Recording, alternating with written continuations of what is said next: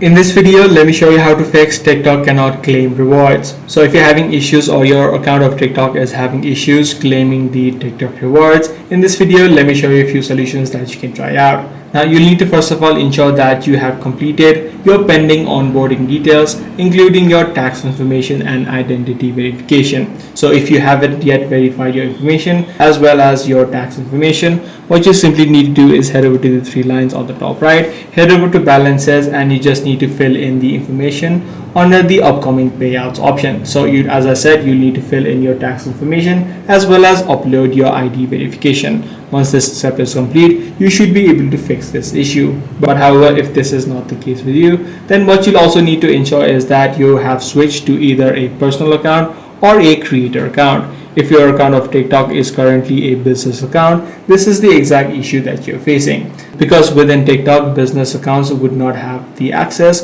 of the TikTok rewards. So make sure you switch your account, and also make sure that you have turned off any sort of VPNs as well as regional blocks. So once you follow these few steps, you should be able to fix the TikTok cannot claim rewards error. If this video did help you out, be sure to subscribe. I'm going to see you in the next one.